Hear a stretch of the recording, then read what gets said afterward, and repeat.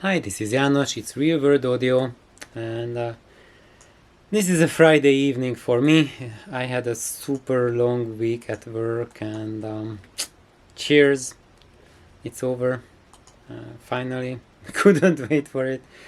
So I'm really super duper exhausted, and as you have noticed, I haven't posted any videos in the past couple of days, and the reason is very simple.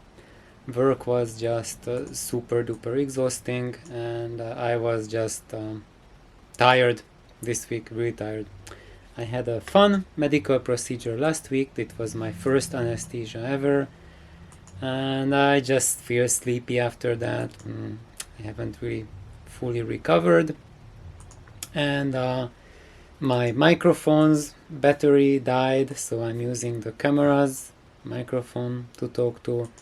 And also my computer died as well, so even if I wanted to or had the energy, I still couldn't have made videos really, or I could have made them, just have really hard time to upload them. So anyway, that's how life is. It will take about more than 2 weeks until they fix it, because they have to ship it. That's how the warranty service works, and that's the way it is. And anyway, I have about 3 presentations that I was working on that I will present, that now will have to wait for quite a while until my computer gets back. And one of them is something that you have all been waiting for many weeks now, and that is the issue of my driver placement. Many of you have noted that I am maybe I was doing something bad by placing the driver where I placed, because it is at a place that is do not put it that position. First of all, put it at the dead center, and also the distance from the side to center and top to center is the same. And you would say that's the worst position to place it. And yes, if you just take any random driver, put it any random cabinet, that's probably going to be the worst place to put in. And I made a presentation why I did it this way with Lagrange, with this specific driver. And in the case of this specific driver, that is the best position to put. And why? To figure that out, you will have to wait until until I get back my computer. However, if you use a different driver other than the FF125WK, then your best bet would be to keep the position from the top a little bit different from what I used. However, FF125WK, that's probably your best spot. And why?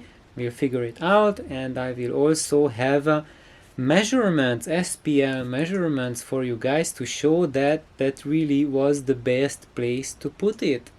And I did not get any peaks, and actually it corrected any problems that I would have had would I have placed it in the wrong place. So this sounds very enigmatic, and probably I have lost more than half of you and just confused the rest. But no worries, it's Friday evening, we should chill and relax. I was trying to get the cats also to the video, because I have received the most serious of all hi-fi questions, and it's relating to the cats, about their names, and yes, it's very serious, and it has severe implications, and I have to herd them together to really get that subject in detail. However, right now I just got home just a few minutes ago, and both of them are really busy in the kitchen, catching up with their very late dinner. Poor things. Yeah. So that's how life is. A lot of things to catch up with, and lots of videos to make, and now I'm just checking out. And in the meanwhile, I really recommend check out Edward Brockman's channel. He has posted new videos. Please watch them. They are really worthy to watch on the subject of vacuum tubes and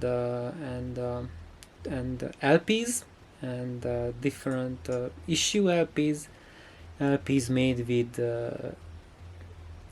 tube cutter heads versus LPs made with cutter heads operated with solid state amplification. What's the difference between them?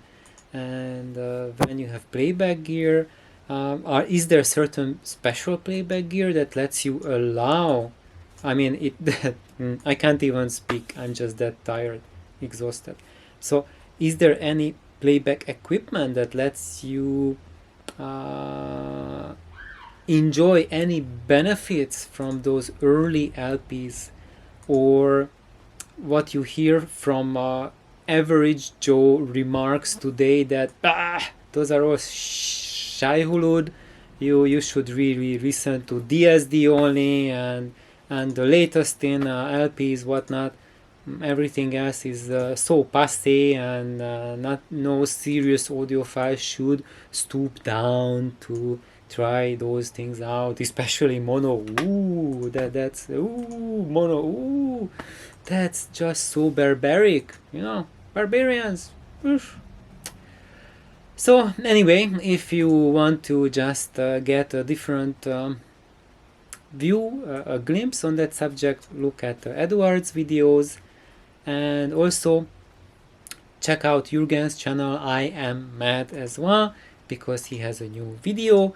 It's very educational, and so now I'm just chilling and probably will be turning on TV now, just